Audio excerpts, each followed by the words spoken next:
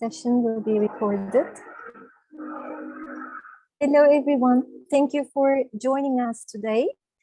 This is a session brought to you by Bilkent University, Department of Tourism and Hotel Management. I am the chair of the Department of Tourism and Hotel Management of Bilkent University. I'm on my summer vacation. I'm very sorry. I may be looking a bit awkward.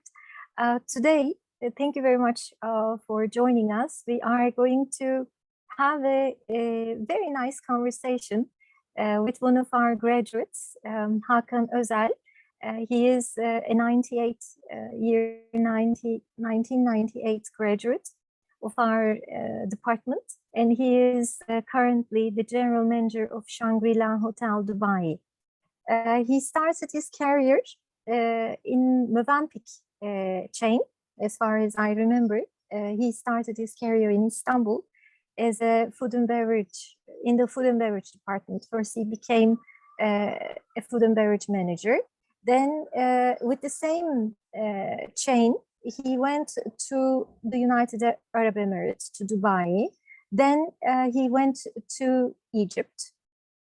And after Egypt, he traveled to China under the Shangri-La Hotel. He started to work under the Shangri-La chain.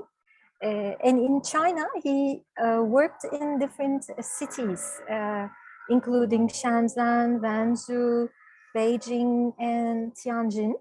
And in between, I realized that he was a resident manager in Indonesia. So he had, and also he worked in Oman. So he has quite an impressive international experience. And he became a general manager in year 2013 with Shangri-La Tianjin. And for 5 or more years, he is in Dubai with the Shangri-La Hotel Dubai, and he is the general manager there. And today he is going to share his experiences with us with COVID-19 and how the hotel industry coped with COVID-19. Thank you very much for joining us. Thank you very much, Hakan, for your time. It's great to see you, and we are very happy to hear your experiences today. So Eda Hocam, thank you very much. Thank you very much for this beautiful introduction. As an alumnus of Bilkent University, 98, it's my pleasure to join this talk, let's say, and share our experiences. And it is also a great pleasure and honor to be alongside with the Institute of Paul Bocuse. This is fantastic, I think, collaborative partnership between my university and the Institute. And as I said to you, it's just great to share my experiences. Thank you very much for invitation. Well, I've been in Dubai, as Ms. Eda said, almost 5 years, and I experienced quite a lot, like other hoteliers, not only in Dubai, but all around the world, when the subject is going to come to recovery in hotel business, hospitality business. When the pandemic started in Dubai, certainly like nowhere in the world, that we were expecting the impact was going to be that high, and eventually it started. I remember that we closed the hotel completely on the 2nd of April after viewing what was happening in first Far East. Then it came to all around the world as the pandemic. Due to the financial reasons, like many hotels and establishments in Dubai, we had to close our hotel. And I closed the hotel for almost 6 months, from the 1st or 2nd of April until 30th of September. And we decided to open with the good developments in terms of recovery in Dubai on the 1st of October. So during this pandemic period, I think it was pretty much important for not only hotel business, but for all the stakeholders to come together and work as one body. Obviously, not one sector or one stakeholder is going to be successful when it comes to recovery or getting itself out from the crisis. Collaborative partnership is very much important, and when we look at the legs of all these collaboration, we are recognizing in Dubai very, very strong governments and their initiatives, their plans, organizations, restructuring in agile manner during the pandemic, and how the private sectors, state-owned sectors, as well as my industry, I mean the hotel business, adopted and we worked together. So it started with the governments, I have to say, because without the support of the governments and the strong partnership with them, it is obvious and not very much possible to be successful. So I want to, at the beginning, first talk about how the governments organized in Dubai, how the local authorities managed the recovery right after the pandemic. I would like to talk about that, and then I would like to later move what hotel sector and other private sectors have done slightly to ensure that the recovery was going to start and is going to gain the momentum, and finally is going to come to as good as 2019 and before. So the first thing when this crisis started, everybody knew in Dubai that we had the sense, we had the feeling that this was going to finish one day, but had to be managed very good. So first, the governments here to support the sectors, citizens, residents, established the nationwide COVID-19 crisis recovery committee.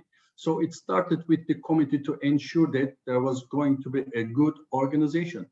The second, they realigned some of the ministries to ensure that the residents, citizens, governments, and private sectors were going to work in very effective, very efficient manner. So they also established these government ministries, especially it was very, very much important.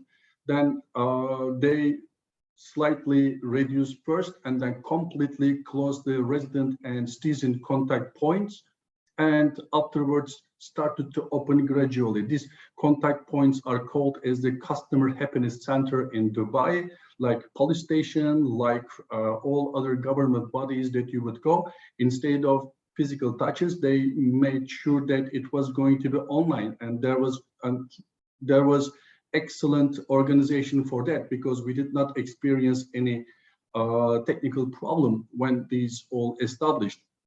And afterwards, slowly but surely, they started to put the vaccination, PCR system, isolation, and quarantine in a very, very effective, very strong and disciplined manner. In Dubai, it came to the point in terms of recovery that the governments ensured the vaccination, the percentage among the citizens and residents in Dubai was going to be the highest, which eventually they managed this. So Dubai became the nation in terms of the highest amount of vaccination and even the booster nation in the world. Then certainly it was free of charge, not that it was going to be paid by anyone in Dubai.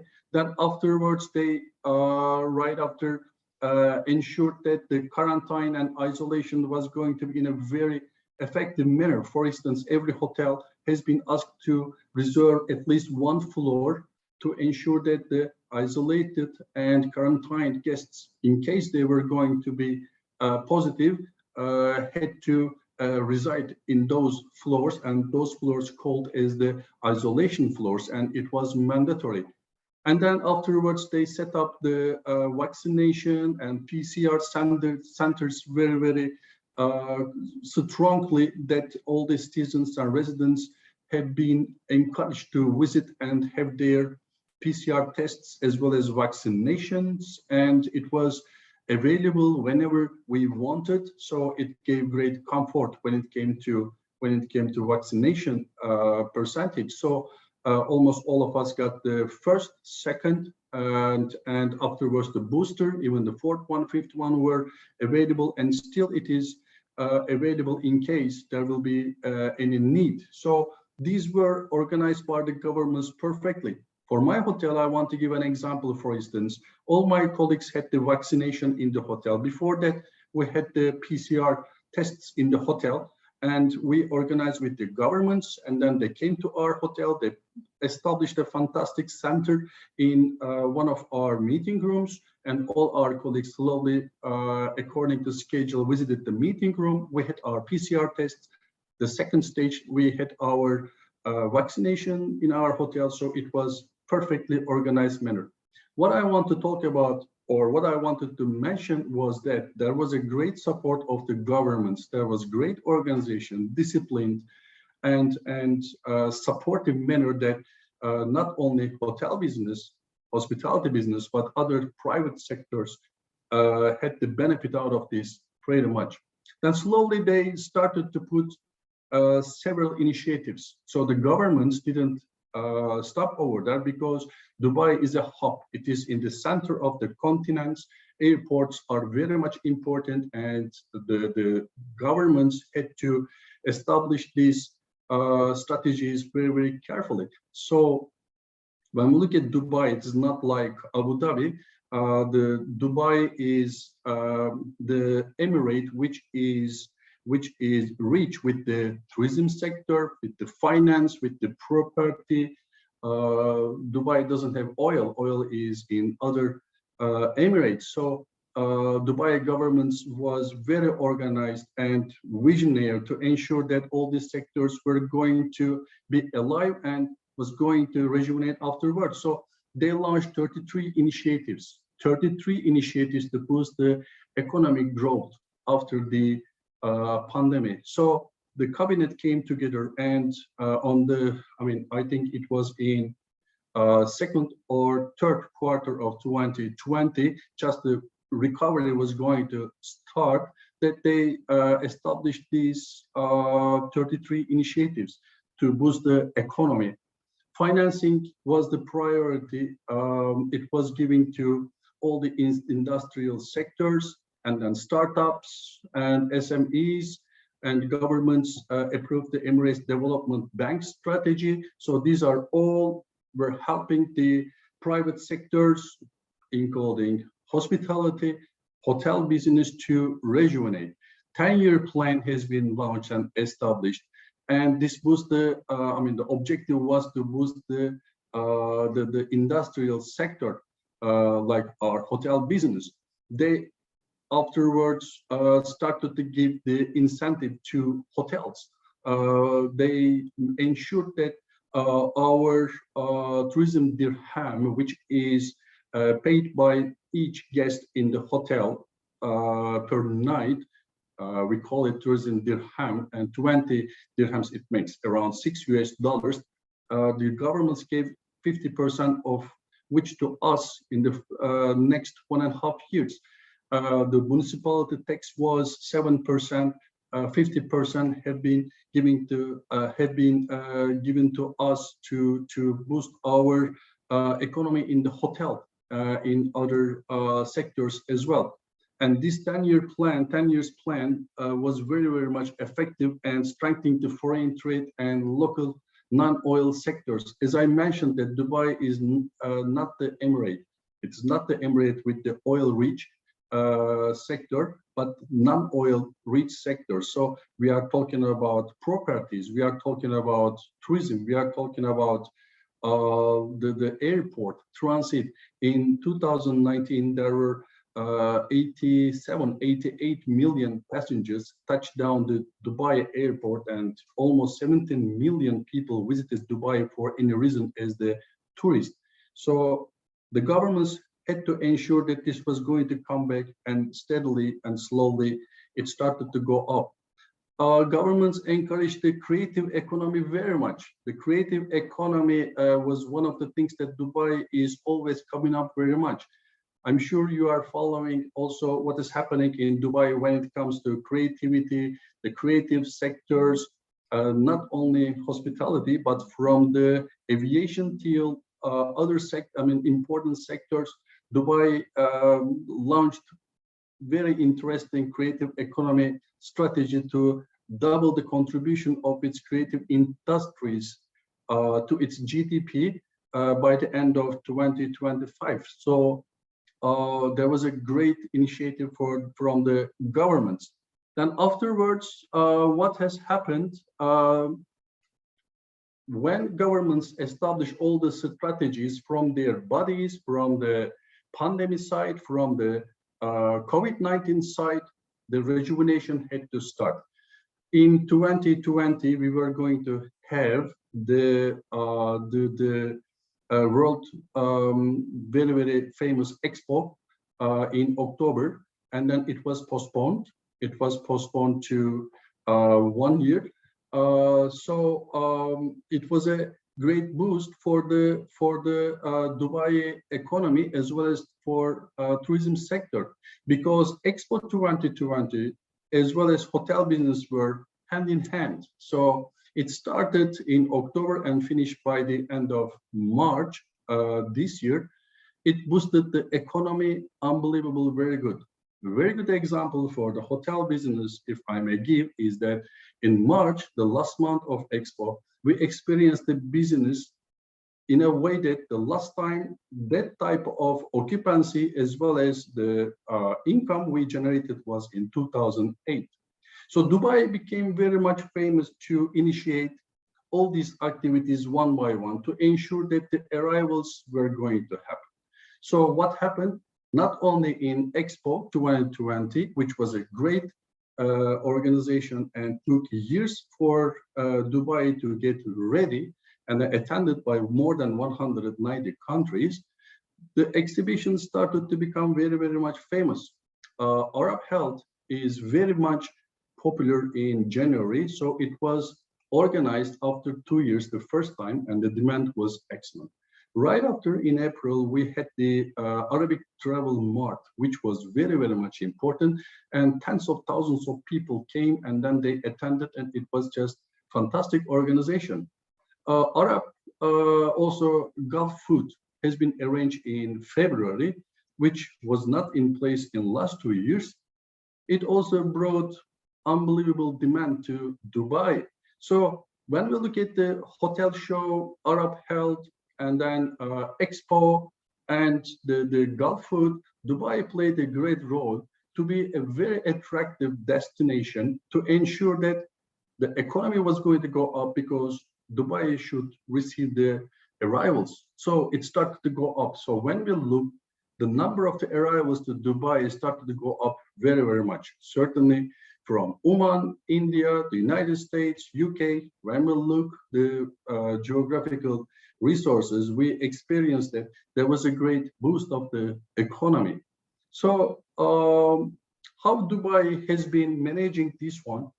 There are so many factors. There is people issue, there are creativity, there is visionary ideas. In the middle of all this, they had to ensure that the demand was going to be great. But at the same time, when the demand is in Dubai, the demand was going to enjoy the time very much.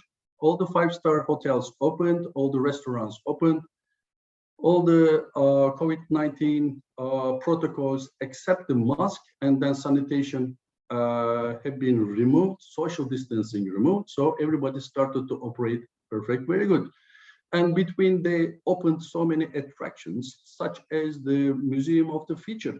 Thousands of people are visiting when they come here. Even from other countries, people are coming and they are going to this museum, and they are spending not only their time but publicizing their opinions, their images through the social media and so forth. So Dubai became a kind of hub for all kinds of, I have to say, people to not only enjoy their luxury time, but also mid-scale. Investors started to come. Needless to say, without the travel, hotel business is not going to be productive. We are not going to be able to produce business. So investment is very much important. And all these people start to come to Dubai for investments. There were so many good initiatives that government eased to ensure that the investors were going to come. They were going to open the business. They eased so many restrictions. And as a result, what happened? all these people came, they started to stay in the hotels, and our business started to go up. What governments also initiated very good is that their relationships with some of the countries also normalized, such as Turkey, such as Israel. So we have seen, especially in recent months, a very, very good demand coming to Dubai, and then they are residing in our hotels and somewhere else. So overall, when we see the governments as well as the private sector, everybody worked together hand in hand, and then we started to enjoy the business even better than 2019. Some months, even 2018, 17, 16, we are experiencing very, very good. And we believe it is a strong recovery strategy that the governments have established here, and we are following the governments. We believe that this will continue in this fashion. Also, when we look at one of the sectors which is very much important for Dubai is the real estate. Real estate value went up very much. Investors started to come to Dubai very much. The rent started to go up. The variety of people coming from different parts of the world, from Europe, from Asia, and so forth, increased very, very much. And therefore, we also see demand in the hotel business. The private sector, when it comes to real estate and hotel business, are very, very much similar, because we are not only talking about the residents in the hotel, but also Airbnb and alternative businesses. So it started to boom very much in the city. The luxury, mid-scale, and then low scale, when we look which demand is coming to Dubai during this recovery, I think all of them are coming. Today in Dubai, we have got, as of today, 146 five-star hotels, which is something very remarkable. And occupancy in the last 4 or 5 months, including April, is not less than 70%, which is just, I have to say, great for the five-star hotels. And we are talking about close to 800 543 to 1-star, as well as luxury and standard apartments in Dubai. When we look at the occupancies, they are very good.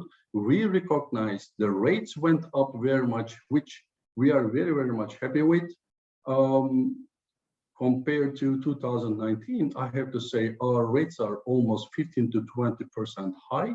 So which is resulting with the very favorable bottom lines. So Dubai, for me, played a great role to manage the COVID-19 during the crisis, and right after established very strong policies and protocols in place to boost the businesses, including hotel business, intensified our sector from our taxes or fees, renewal of the certificates, omitting the payments, and so forth, supported the hotels very, very much. And as a result, after even Expo 2020, when we look at the hotel business, it is very, very much promising, and we believe it will continue like this.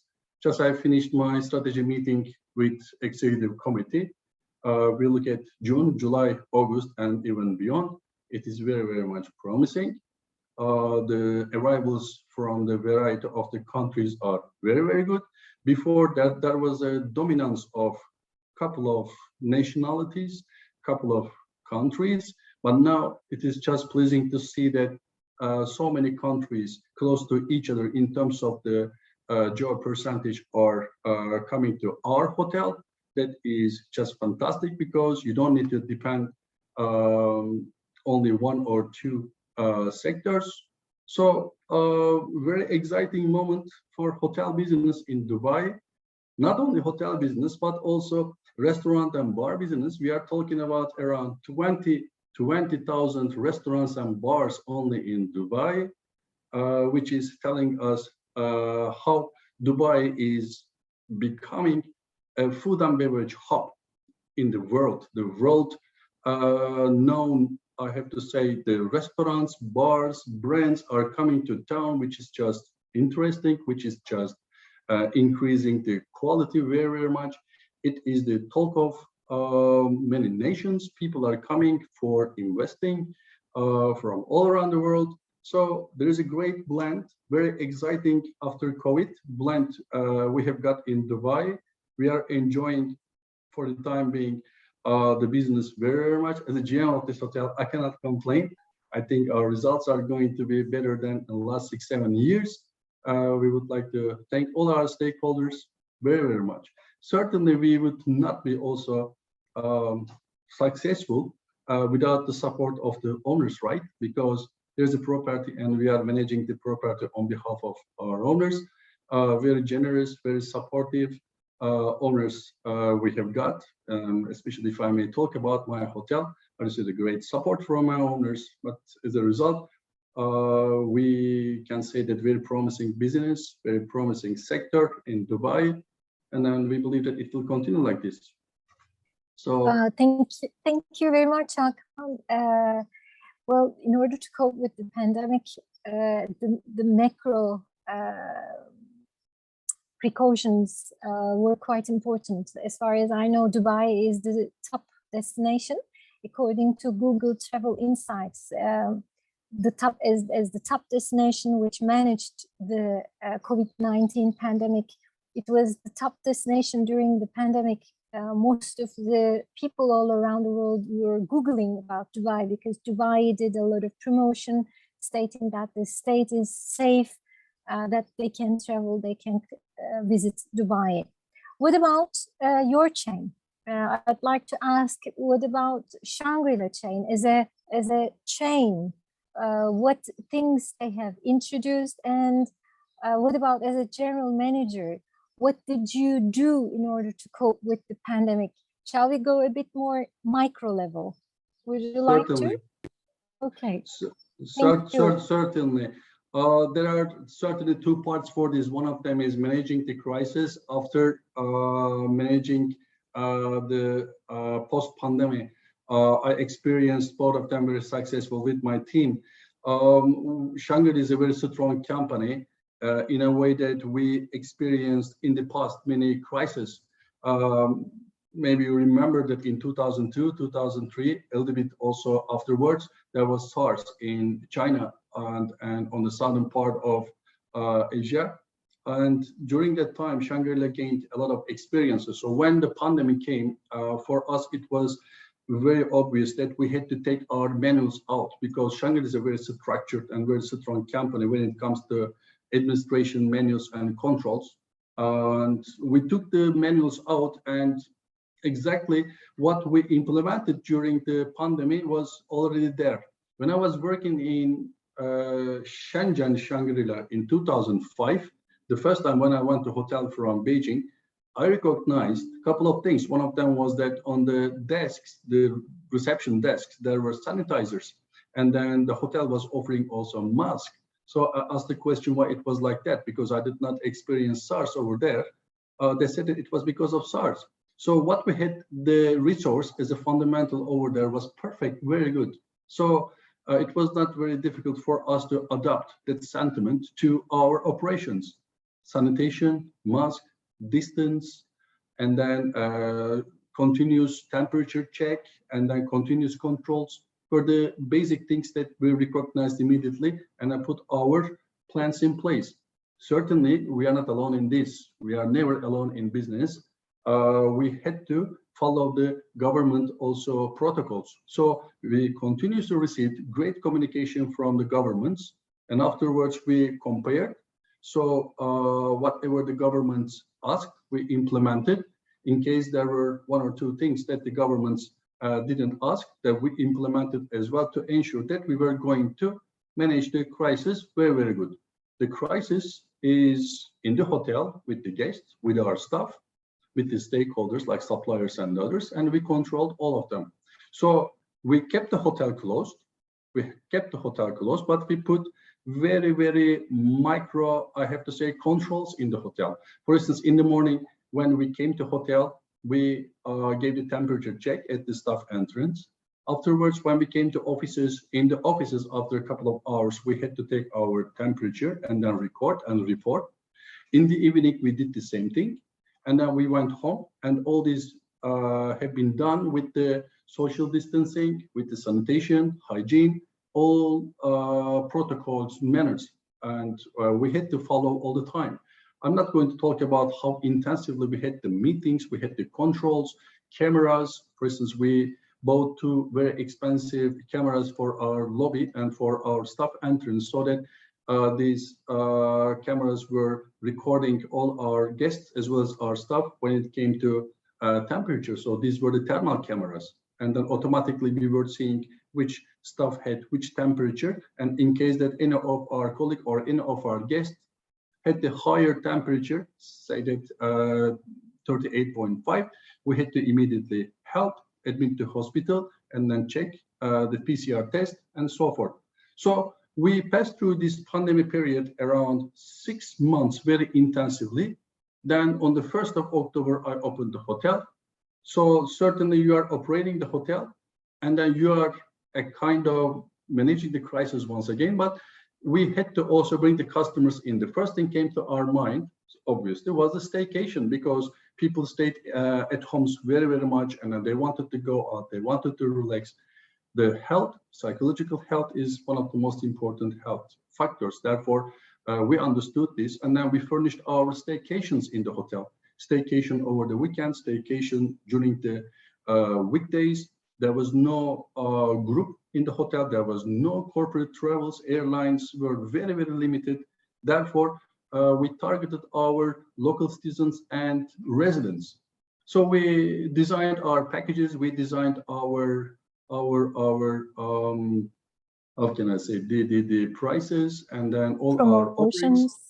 Yeah, promotions. So it started like that. Then the governments kicked in, like normalization with some of the countries happened. Then all of a sudden, at the end of November, I started to experience 60, 70, 80% occupancy. And then December was excellent. Even 31st of December, my occupancy in the hotel was, in 2020, we are talking, 96, 97%, and it continued for a couple of days as well. So agility was always in our mind. This is number one.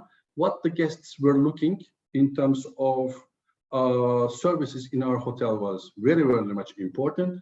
Our menus, our health club, our offerings were very, very much wellness oriented, very, very much health oriented, flexibility oriented, because our guests were coming from a different environment, we recognized. So we tailor-made all of them. Flexibility was important because the guests were booking from other countries to come with the hope to come, and then they were not able to come because of the flight restrictions and other reasons. So we gave pretty much flexibility to these guests, that we canceled their bookings without any punishment, without any penalty, or we postponed as they liked. So we always think from the customer point of view, as a Shangri-La, how we can do it, because the crisis was going to finish like today at the end. And again, both parties, like we as hotel and the guests, we were going to need each other, and we are cultivating business now very, very much. We kept ourselves very close to our guests. We gave them all the information. We recognized their needs. I think it was key to success, and we operated very good. And I must say, I received quite very strong support from my corporate office, regional office, very experienced executives we had. Still we have got. So it was not very easy for us to manage this crisis and post-crisis. Now we are coming to end pandemic. I think we came already. So yeah, this is what I can say. Thank you very much, Hakan. What about as a general manager? What do you think about the pandemic, and what sort of, things you learned from the pandemic? Yeah. First of all, we, I think, gained a lot of experiences by all means. And then the first thing, I think we understood that agility is very, very much important because the things change so fast. Today in the morning, there was something, in the evening, another thing, and the next day it was changing. For instance, we received a memo, it said that the restaurant capacity had to be dropped by 50%. So we dropped it. Next day it came, now it is 75%, and closed the buffet, and only plate service was going to be done. So all these type of things, directions and the regulations from the local authorities, for instance, when it came, the first thing is adaptation. The second thing is agility. Third thing is certainly understanding, and then no panic. No panic, because the things are going ahead on the right direction, and we had to definitely be very, very well organized. Always we thought from the second step, third step, fourth step.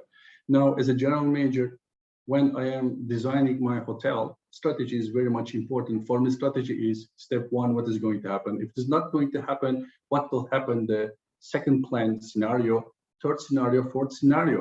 I think during this pandemic also it improved our strategic management very much, because what if started to become very much? What if this is going to happen like this? What are we going to do? If we are going to experience this, then what is the third? I think this is also another gain we had. We understood the meaning and the value of what we had before pandemic, and we started to give quite a lot of emphasis to that one, like wellness. We were always talking the life and then health and well-being as a balance. And yes, it is important. So during the pandemic, it came to the point that health is very important, and it is something like we have to sustain for a long term, have to take care of ourselves very, very much, not only physical health, but also mental health. So all these exercises, I think, gave us a lot of experience as a general manager to me. I had a quite good intensive training when it came to not only managing the pandemic or post-pandemic, but also ourselves. So the online trainings and corporate trainings or academic trainings from Shangri-La became very, very intensive. So we educated ourselves, we learned quite a lot. I think one of the things also made very, very interesting for me is during the crisis with my team, executive committee, or all other colleagues, we came together very strong. So we supported each other very, very much. Certainly we support each other all the time. However, during those days, everybody was so positive. They were supporting each other, and we became a far stronger team. I think the crisis also gave us great advantage of binding together very, very much, and understood what our motivations were, what our needs were. So we supported each other very much. So also development point of view, what were the alternatives? Like, we were not able to serve the printed materials like a menu, and we had to look for alternatives such as the mobile apps or QR codes and other provisions that we came to engage with all these technological devices or the setups very much, and then improved our abilities. Well, I'm the general manager. I am 48 years old, and I must say, in last 2 years, what I learned was quite a lot. And not only we read, but we implemented, and then we found a lot of alternatives. So these are what are coming to my mind, Edan. Wonderful.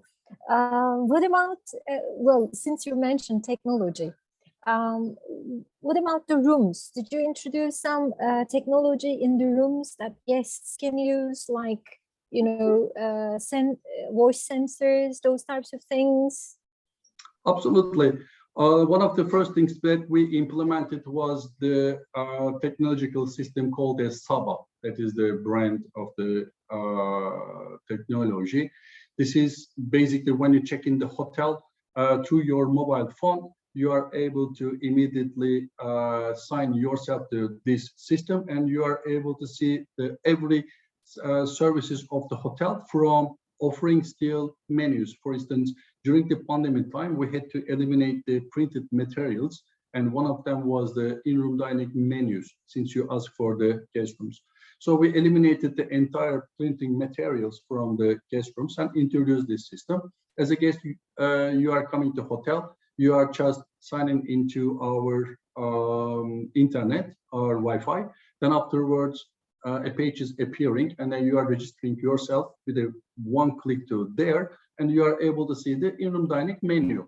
So there are menu items, there are promotions, there are prices, and so forth. So this is one of the examples that we introduced, which helped us indeed quite a lot, because many of our guests appeared to be technology savvy, and instead of using the traditional menus, they started to use our online menu. So this is one thing. The second thing is, in our guest rooms, we had the newsletters every month we were putting. So instead of putting newsletters in the guest rooms, we started to use our interactive TV. So we developed nice interactive TV programs. So as a guest, when you check in our hotel, you switch on the television, and then with all the detailed the services, offerings, promotions of the hotel in far more detailed manner that the guest is able to see. Before we had the interactive TV, but it was just for the promotional reason, promotional purpose. But now we used it more for the giving more information to our guests. Now we are introducing very soon another system, which is going to be the WhatsApp messaging between the guests and our staff. That is also going to eliminate some of the formalities, and it is going to help us quite a lot to understand what the guest needs during the stay in the hotel, and what we can do in agile manner within limited time. Technology has always been very important, and we used during the pandemic time very, very much. Benefits were huge, and still we are enjoying. And I don't think that we are going to change it. It is very strong. It is very effective. Very good. In some hotels, they started to have robots instead of, Yes. For instance, for room service and so on. What about the State and Shangri-La chain? Okay, I think Shangri-La chain was one of the first hotels to introduce the robot in Hotel Jen in Singapore. When we search from google.com, we can see the robot introduced over there in a way that it was serving the room service. For instance, you are giving a call to room service and you are ordering beverage like Coca-Cola or wine and others. And with the design and remote control of the robot is and still delivering to guest room. Now, this question came to me so many times that can robot take over the service, and if we can use the robots in the service in the hotel. There are some areas that you can use robots, but hospitality, it is face-to-face, it is emotion, it is behavior, it is smile, it is looking into eyes. I am not very much favor of robots in the hotel. When the robots come, there is no feeling. So during some of the interviews, some panels, the same question has been asked. I am very much happy with all the technological things done in the hotel. We got so many things in the finance. We are using the cloud very much, and then paperless check-in, check-out, mobile phone check-in, check-out, Shangri-La app, everything is inside. But I think the essence of service is emotional. So this is my everywhere, Eda Hocam answer. All right. Okay. All right. What about artificial intelligence? Is it used in some manner in the hospitality? in the Shangri-Las? Well, artificial intelligence is certainly not only now and for the future.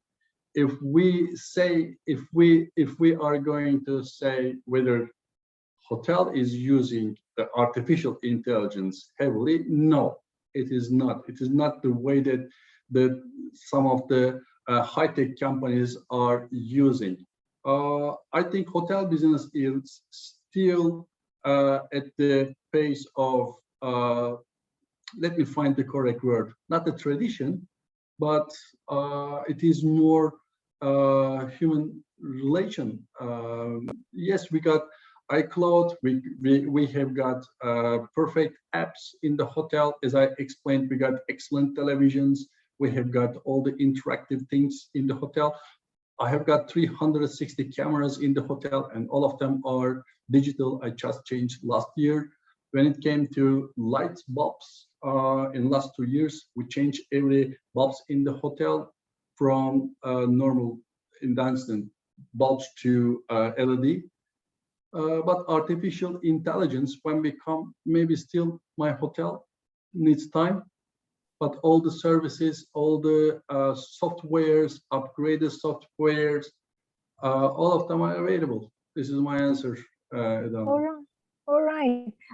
As you mentioned, cameras, I wonder whether some of those cameras are people counters.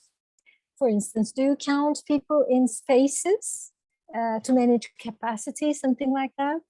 Oh, this is excellent question. Yes, we are doing so.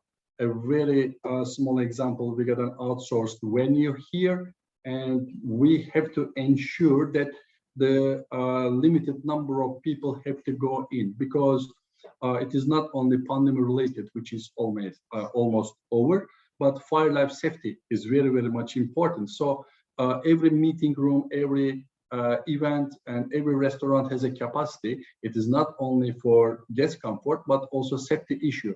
Therefore, yes, we are counting the guests sometimes in the hotel, but some particular areas all the time. And I, as a GM, I receive a report for this. All right, very good. Okay, all right.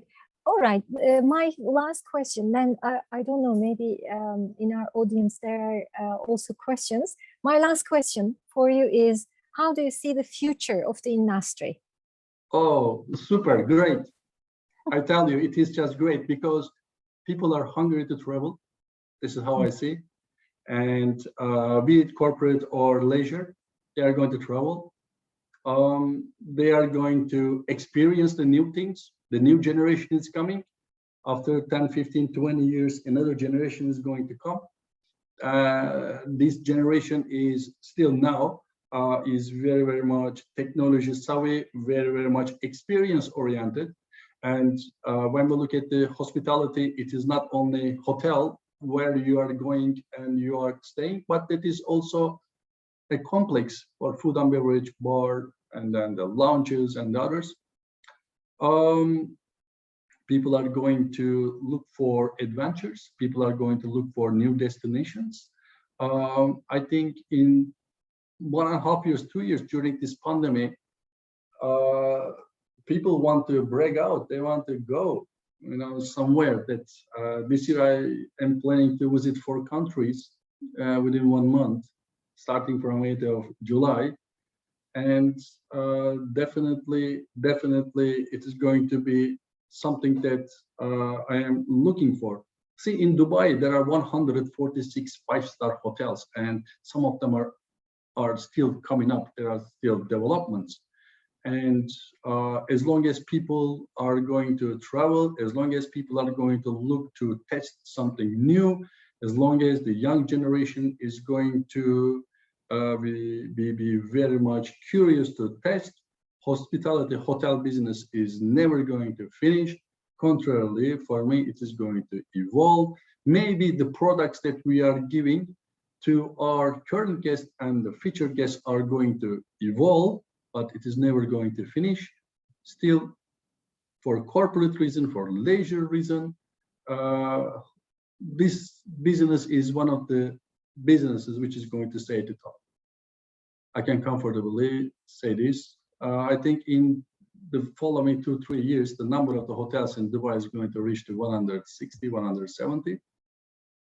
So this is one of the indications. If anybody is going to study in the university or would like to build up the career in the future, hotel business still demand. And one thing is very important to those people who are going to build up the career.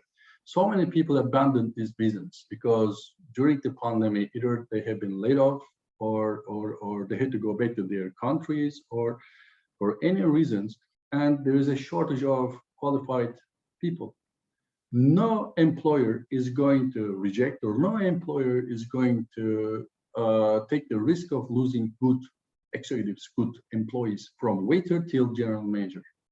So there is a good space still in hotel business. In Dubai, we hardly find now people, because those people who left the business, many of them found other jobs, more comfortable, maybe they are, maybe better pays or less pays, I don't know. But we are looking for professionals at every level very, very much. I think it's a great advantage. And for ladies also, it is coming up very much. Every company at the moment in the world, not only hotel business, but others, the ladies are very, very important. The gender, the balance is very much important, and we are focusing on, and it's a great opportunity for them as well. In some of the divisions, we definitely need to balance. I mean, 50-50 we have to bring. By all means, this is a great sector, still in development. It's going to evolve, but it's never going to fade away. All right, very good. Thank you very much, Hakan. What about our guests, audiences? What do you think? Do you have questions for Hakan? Besides pandemic, maybe you may like to ask questions about his career or career advices from him. If you have Any questions, question? yes. If you have questions, you can unmute yourselves, introduce yourself, and ask your question.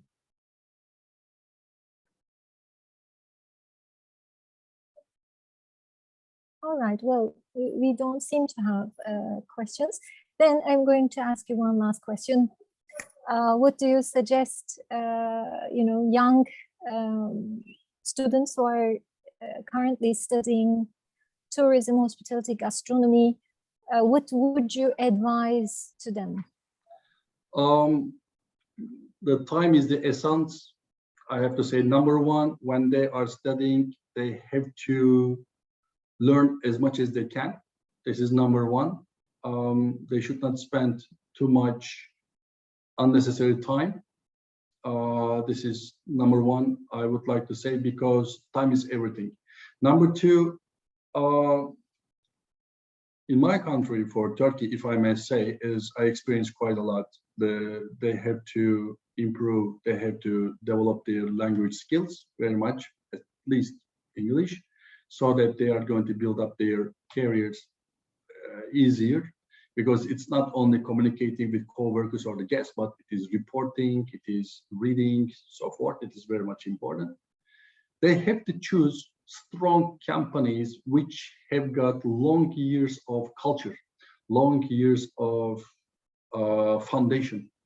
And I recommend them to build up the career in these strong companies, because so often I receive questions, or I receive emails from LinkedIn or my personal or private email addresses that the potential professionals, or those people who are still working in the professional field, are asking how they can work in Dubai or how they can build up their careers.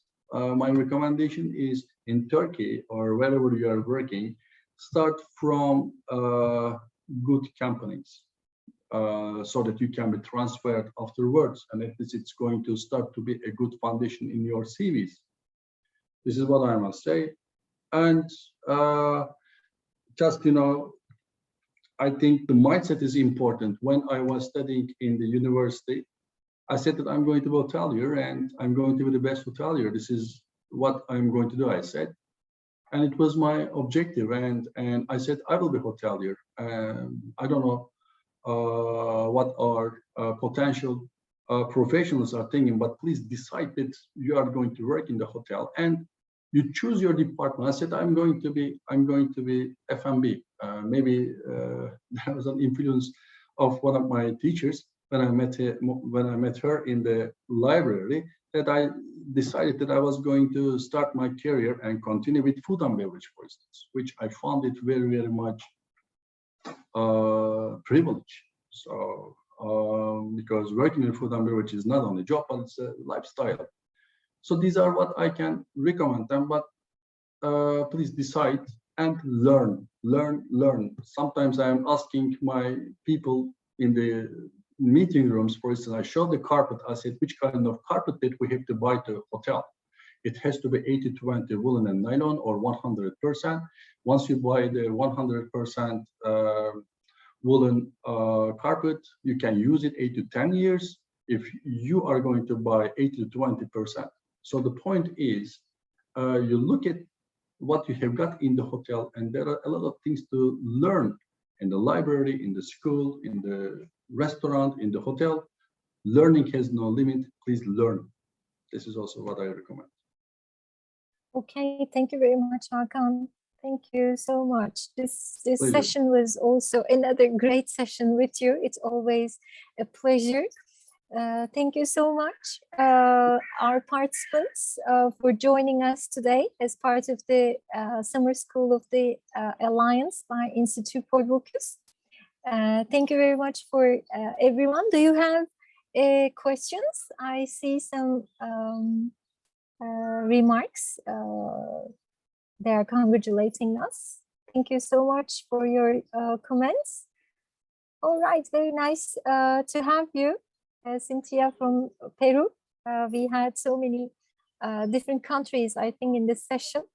Participants from different countries. Beautiful. Yes. Okay. Have a nice day, everyone. Have a nice evening, everyone. Thank you so much, Hakan, joining us again for your time. Thank you very much. Thank you. Have a nice evening. Bye-bye, everyone. Bye-bye. Çok teşekkürler Hakan. Hoşça kal. Rica ederim hocam. Görüşmek üzere. Görüşmek üzere.